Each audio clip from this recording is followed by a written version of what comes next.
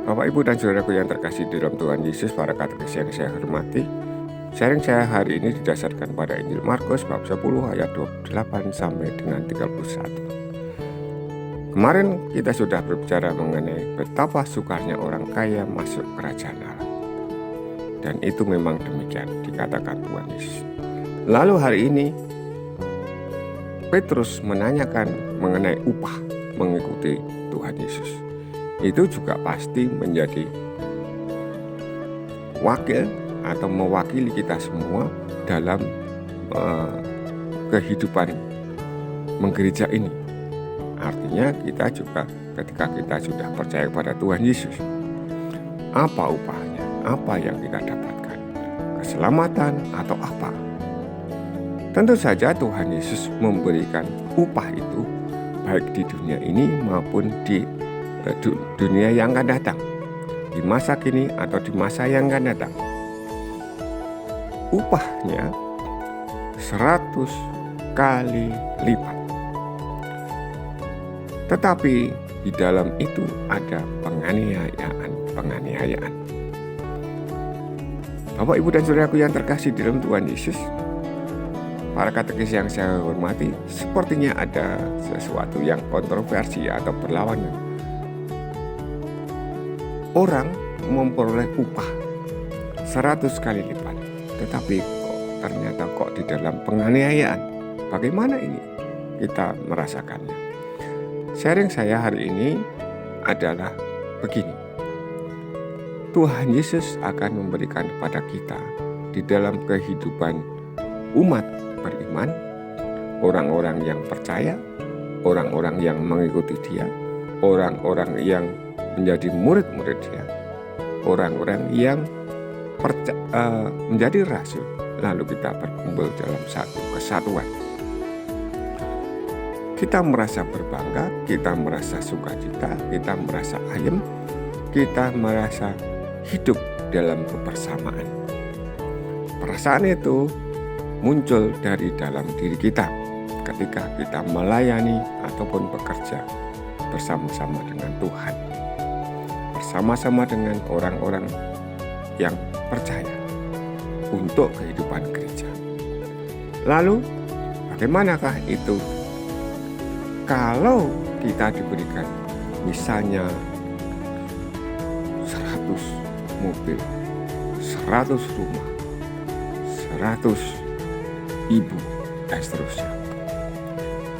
Saya kira itu tidak terjadi, karena tentu saja ketika kita sudah melayani Tuhan, bersama dengan Tuhan, kita merasa bersukacita.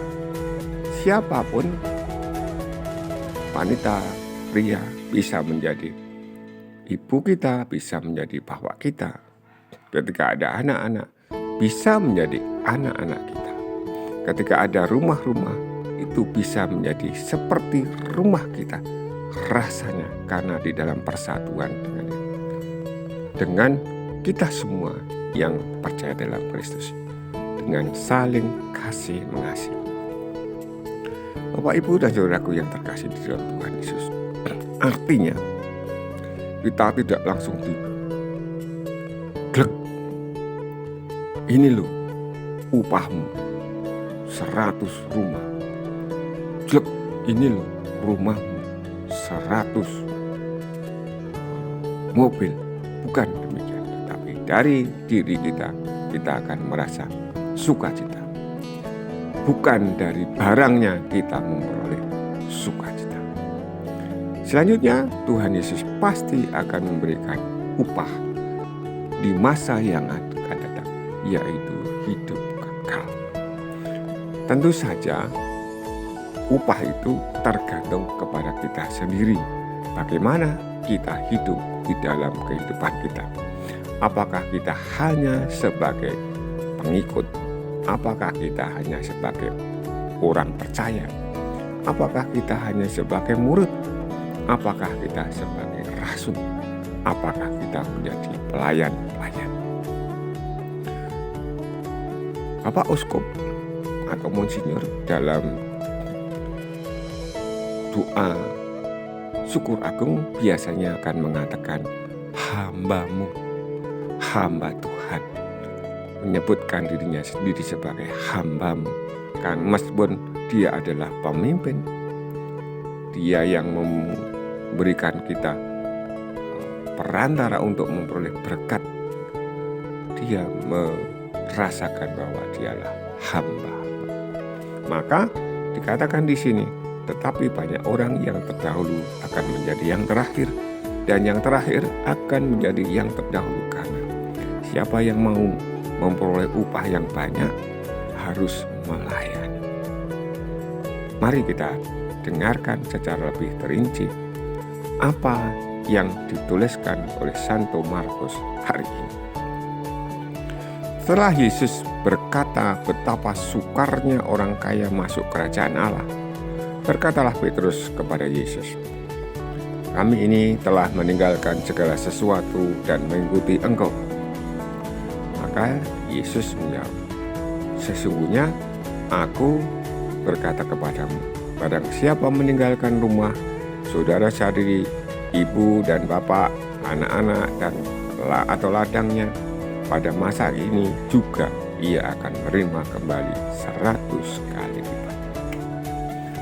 Rumah, saudara laki-laki, saudara perempuan, ibu, anak, dan ladang, sekalipun disertai berbagai penganiayaan, dan di masa datang ia akan menerima hidup yang kekal.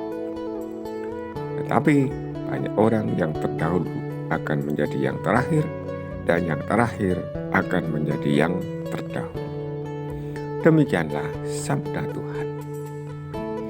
Terakhir, ingatlah kita pada para martir yang mereka dianiaya, tetapi penganiayaan itu di dalam sukacita.